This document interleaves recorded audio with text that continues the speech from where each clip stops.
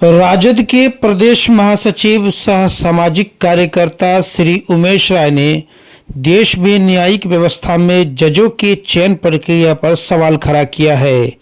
उनका कहना है कि क्या जज का बेटा और भतीजा ही जज बने? क्या आम लोगों को जो योग्य उम्मीदवार हैं, दलित, महादलित, पिछड़ा, अल्पसंख्यक वर्ग के योग्य उम्मीदवार, इनको जज बनने का अधिकार नहीं है? आखिर उमेश राय की यह मांगे क्यों है, यह भी समझने की जरूरत है। पिछले 10-12 सालों से यह देखा जा रहा है कि न्यायिक व्यवस्था के द्वारा कुछ ऐसे फैसले देश में आए हैं जिस पर देश का एक आम नागरिक आपत्ति का इजहार कर रहा है, और इसके पीछे का कारण भी क्या है यह किसी से छुपा हुआ नहीं है। इन्हीं को आधार बनाते हुए उमेश राय ने ये मांग की है कि जब तक इस न्यायिक व्यवस्था पर एक खास वर्ग के लोग काबिज रहेंगे तब तक इसी तरह के फैसले आते रहेंगे।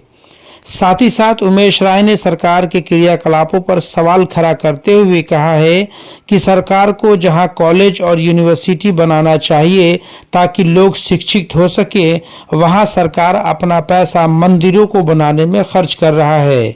भला मंदिर के बनाने से लोगों का क्या भला हो सकता है? उमेश राय ने यह सवाल सरकार से किया है। इसी तरह के कई मुद्दों को लेकर के उन्होंने हमारे चैनल को दिए हुए साक्षात्कार में खुल करके क्या कहा, चलिए ये आपको दिखाते और सुनाते हैं। तमाम दर्शकों से निवेदन की खबर को, इस वीडियो को पूरा देखें। काफी महत्वपूर्ण पहलुओं पर उमेश राय ने खुल करके अपनी बात रखी है।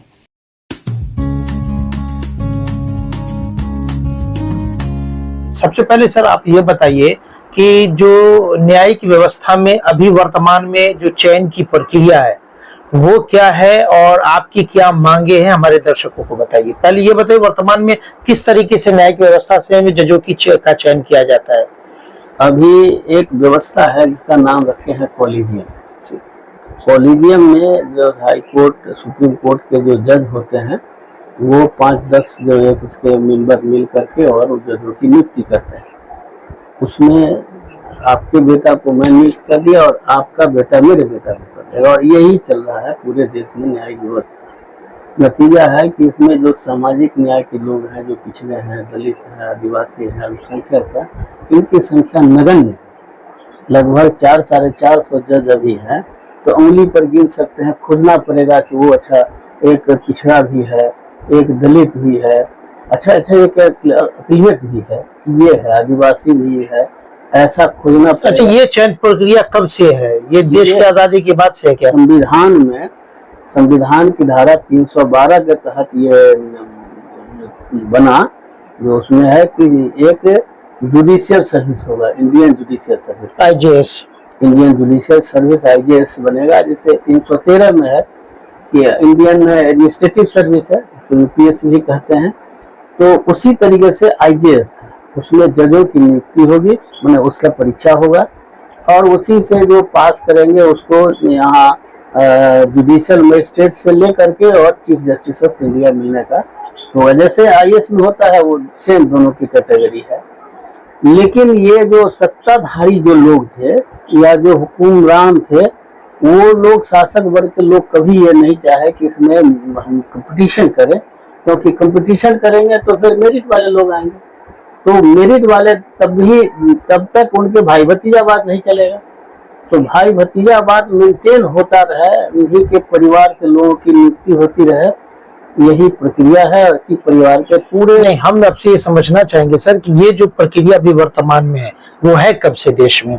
ये तो जब से हमको लगता है कि आजादी के बाद से ही शुरू ये व्यवस्था है। हाँ, आपकी क्या मांग है? हमारी मांग है कि जो संविधान में लिखा हुआ है कि 312 के तहत जो इंडियन जुडिशियल सर्विस का गठन किया जाएगा, जैसे IAS का होता है, UPSC का होता है, उसी तरीके से इंडियन जुडिशियल सर्विस का गठन किया जाए, और उसमें प्रतियोगिता के हिसाब से रिटन हो, ओरल हो, भाईवा हो, जो प्रक्रिया है सो सब करके, और उसके आधार पर इसका जजों की नियुक्ति हो।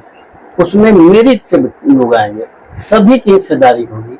हर जगह के लोग हैं जो छुपे हुए हैं, जो इंटीरियर इलाके में हैं, उनको ये पता भी नहीं हो पाता है, तो उनकी हिस्सेदारी हो जाएगी, और हिस्सेदारी होगी तो न्याय सबको मिल पाएगा। अब मिसाल के तौर पर अभी क्या है सो जुडिशियल का एक मिसाल बता रहा हूँ। संविधान की धारा 15(4) और 16(4) में लिखा हुआ है कि पिछड़े वर्ग के लोगों को सामाजिक और शैक्षणिक के हिसाब से उनको आरक्षण दिया जाएगा।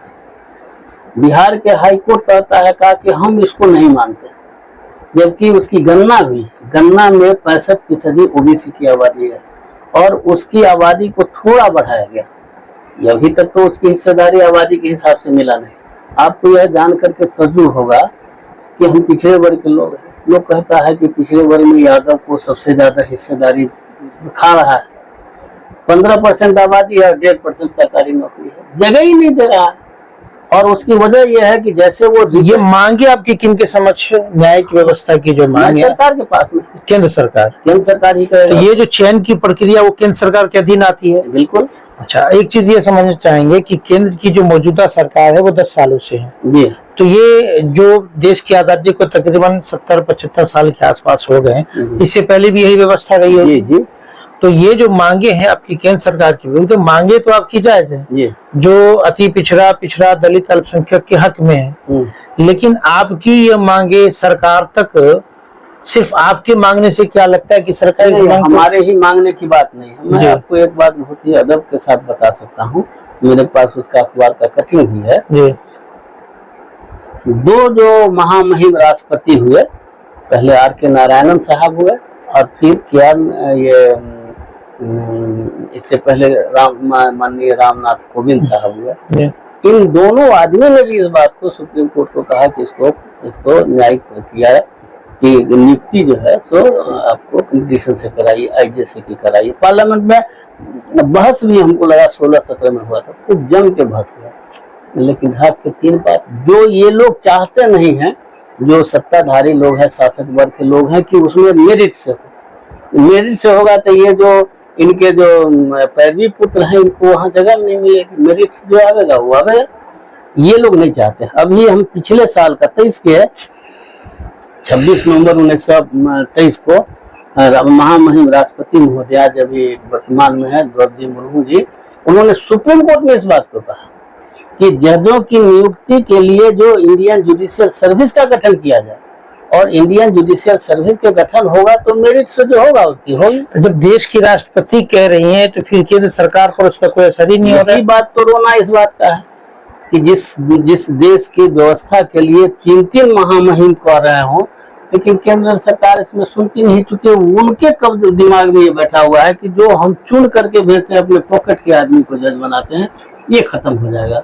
हमारा यही डिमांड उसमें है और देश भर के लोगों का है कि इसमें है। हमने इसके लिए न्यायियों के लिए हम लोग 2 बार धरना भी दिए पटना हाईकोर्ट के सामने। राम अवधेश सिंह थे हम लोगों के नेता, उनके साथ बैठ करके हम लोगों ने दिया कि भाई जजों, इसमें चूंकि भाई भतीजा आप जैसे KBN सिंह थे चीफ जस्टिस पटना के, वो अपने भाई को भी जज बनवा लिए। तो इस तरह से यही प्रक्रिया है। आप ये रंगनाथ मिश्र जी थे, उनके परिवार के 7 आदमी अभी 2 जज सुप्रीम कोर्ट में जज बने हुए हैं। तो जज की प्रक्रिया तक इंडियन जुडिशियल सर्विस से नहीं होगा तब तक अयोग्य लोग को भाई भतीजावाद ये सब होता रहेगा और कोई मेरिट वाले लोग आएंगे नहीं, मेरिट वाले सब चलेंगे। ऐसे कोई आ जाए अलग बात है। अभी देश में जो मौजूदा सरकार है, 3रा टर्म मोदी जी का है जी, विपक्ष काफी मजबूत है जी, और विपक्ष के जो नेता राहुल गांधी है मजबूती से तमाम मुद्दे देश के रख रहे हैं जी। आपका जो मुद्दा सर बड़ा गंभीर मुद्दा है जी। अगर ये आपके मुद्दे राहुल गांधी तक पहुंच जाए तो संभवतः ये सदन में इस बात को भी उठाया जा सकता है। इस बात को तो उठाने के लिए राहुल जी तक भी हम लोग पहुंच रहे हैं, अखिलेश जी तक हम लोग पहुंच रहे हैं, जो कई मुद्दे को उठा रहे हैं, जैसे आरक्षण का है, आबादी के हिसाब से। आप जान के बहुत तजुब होगा ये इतना क्या न्यायिक व्यवस्था हमारे यहाँ का है। मंडल कमीशन जब लागू हुआ 1990 में, उस समय यहाँ के चीफ जस्टिस थे सब्यसाची मुखर्जी। उनके यहाँ मंडल कमीशन के अगेंस्ट में हमको लगता है 20 या 30 याचिका गई, सबको उन्होंने खारिज कर दिया। कोई पिछड़े वर्ग को देना है, उसमें क्या दिक्कत है। सब्यसाची मुखर्जी विदेश कहीं गए किसी सेमिनार में हिस्सा लेने के लिए, वही उनका डेथ हो गया। और रंगनाथ मिश्र सब लोगों को बुला करके और उन्होंने कहा क्या कि भाई जितने कोर्ट थे जितने था उसको कर दिया। और उसमें कहीं मंडल कमीशन में नहीं लिखा है कि 27% दिया जाएगा, उसमें है कि आबादी के अनुपात में उसको आरक्षण दिया जाएगा। काय के लिए उसको देना है, बल्कि उसको बढ़िया कर दिया आरक्षण को रंगनाथ मिश्र ने, और रंगनाथ हमारे जस्टिस रंगनाथ मिश्र के कारण उसने लगा दिया कि जिसको उसी को ये चना देना है जिसको दांत नहीं है। हमको जिसको कहा कि 1 लाख जिसकी आबादी है, आमदनी है, उसको ही रिजर्वेशन दिया जाएगा। बताइए जिसको खाने का पढ़ने का नहीं है, उसको तो ऐसा चाहिए ना जो कम से कम पढ़ने की सुविधा हो, खाने की सुविधा हो। उसको हिस्सेदारी से काटने के लिए उन्होंने क्रीमी लेयर लगा दिया।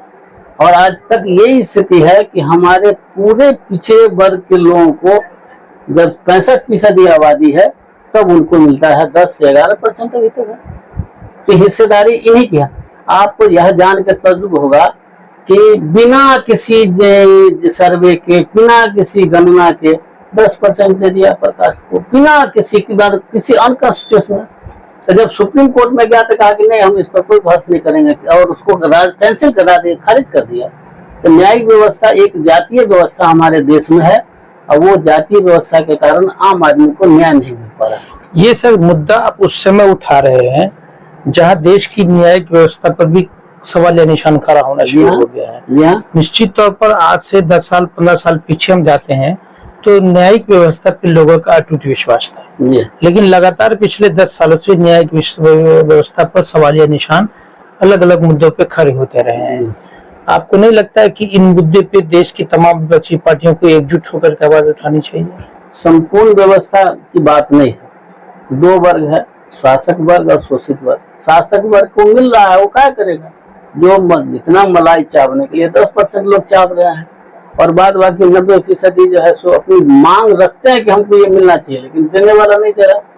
वो तो ये तो 100% का मामला है कि जिसकी जितनी आबादी है उसके हिसाब से उसको हर जगह पर हिस्सेदारी मिलना चाहिए। मुल्क में सबका हिस्सेदारी है, सबका मुल्क है। ये जो 10% अब देख लीजिए, हमारे देश की आजादी के समय में सुना है कि 4 साढ़े 4 करोड़ लोग थे, आज 80 करोड़ हो गए। 4 करोड़ 80 करोड़ में आप देखिए कितना है, 25% जो है सो गरीबी हमारी बढ़ गई। तो जो गरीब था वो और गरीब होता चला जा रहा है। रोजगार नहीं है, शिक्षा नहीं है। आज शिक्षा पर भारत सरकार का कोई ध्यान नहीं है। अभी जो है सो कभी अहिल्या स्थान की मंदिर बनावेगा, कभी बिस्फी का सुना कि 20 करोड़ रुपया देगा। एक यूनिवर्सिटी नहीं बना पाया है, एक बढ़िया कॉलेज नहीं बना रहा है, लेकिन ये मंदिर बनाने में लगे हुए हैं। हमारे यहाँ का जितना रोजगार है, चाहे अशोक पेपर मिल हो, चाहे सकरी चीनी मिल हो, चाहे ये लोहट हो, रैयाम हो, ये सारे बंद है। जबकि हमारे किसान को भी लाभ मिलता था और यहाँ के लोगों को रोजगार भी मिलता था। हमारे स्टेट को जानबूझ करके ये जो भी केंद्र की सरकार है वो बना दिया है कि मजदूर को भेजने वाला, और इसको कहीं भी न्याय नहीं मिलता है। सबसे बड़ी बात है कि न्याय में तो जो उसके उस चरित्र के है, अंग्रेज तो कहता था कि ये न्यायिक चरित्र ही इनको नहीं है, वही जज बने हुए हैं, तो उनसे कैसे हम इंसाफ मिलेगा हमको? और जब तक न्यायिक व्यवस्था सही नहीं होगी, डॉक्टर लोहिया ये बात कहते थे कि कानून कितना अच्छा बना दो, लेकिन उसको करने चलाने वाले लोग अगर वही पुराने लोग हैं तो सारी की सारी नीतियां रखी रही चली जाएगी। और वही स्थिति आज की स्थिति है। हमारे यहाँ के लोगों को, निर्दोष लोग जो है सो 10-10 साल तक सजा काट किया है। हमारे यहाँ का सहदेव सहनी इसका उदाहरण है। उस पर चूंकि जज भी वही उन्हीं के जात का है और उनके वकील भी वही उन्हीं के जात का है। एक कानूनी व्यवस्था, न्यायिक व्यवस्था को एक सिरे से एक मतलब रिव्यू करने की जरूरत है, बदलने की जरूरत है। रिव्यू करने की नहीं है, उसको सीधे सीधे जिस दिन आप IJS से एग्जाम शुरू कर देंगे तो फिर गड़बड़ी होगी तो उसका उस पर सोचा जाएगा, लेकिन पहले तो इसकी शुरुआत तो हो जाए। चलिए, आज भारत सरकार ने नीट में गड़बड़ी किया तो देश भर के लोगों ने हल्ला शुरू किया, क्योंकि उसके कटघरे, अच्छा उस पर भी ये भारत सरकार ये IJS से नहीं आई, जो है जुडी जो है ये MPO की जो है सो टीम नहीं बना रही है, IGP जो है वो नहीं बना रही है, और उसको है वही जांच कर रहा है जो आदमी चोरी किया है। मूल मुद्दा यही है कि जुडिशियरी को ठीक करने के लिए जो देश भर से मांग हो रहा है उसको इंडियन जुडिशियल सर्विस के तहत से उसका चयन हो, उसकी परीक्षा हो, उसके हिसाब से जजों की नियुक्ति हो, उसमें पिछड़े, दलित, अल्पसंख्यक सबकी भागीदारी, सबका मुल्क है, सबके लोग हैं, और वो देखता है कि जज भी वही है और वही जो है सो उनके वकील भी वही, नतीजा इसको मिल नहीं पाता है, इसलिए इंसाफ न्याय देके भी करता है। जी, एक अजीब दौर से हमारा देश गुजर रहा है। पिछले 10-15 सालों की अगर घटना को देख ले तो लगातार जो है अब एक न्यायिक व्यवस्था पे लोगों का अटूट विश्वास हुआ करता था, लेकिन पिछले 10-15 सालों से एक आम आदमी भी न्यायिक व्यवस्था पर सवालिया निशान खड़ा करना शुरू कर दिया है। उमेश राय जी एक पार्टी से जुड़े हुए जरूर है, लेकिन एक सामाजिक कार्यकर्ता है, और जब इनको लगता है कि नहीं इस मुद्दे पे भी आवाज उठानी चाहिए तो ये लगातार इस मुद्दे पे भी आवाज उठाया है इन्होंने, और आप देश के तमाम विपक्षी लोगों से भी इन्होंने उम्मीद किया कि इस मुद्दे को गंभीरता से उठाया जाए, क्योंकि ये इनकी आवाज नहीं है, ये इनकी मांग है कि अति पिछड़ा दलित, अल्पसंख्यक, तमाम वो वंचित लोग जो इस न्यायिक व्यवस्था में योग्यता होने के बावजूद भी वहां तक नहीं पहुंच पा रहे हैं सिर्फ इस व्यवस्था के कारण, तो इस व्यवस्था में बदलाव की सख्त जरूरत है। हम हमारे तमाम दर्शकों से अपील की, अगर आपको लगता है कि उमेश राय जी की यह मांग जायज है तो आप हमारी इस खबर पे अपनी कमेंट्स जरूर दें और इसे ज्यादा से ज्यादा शेयर करें।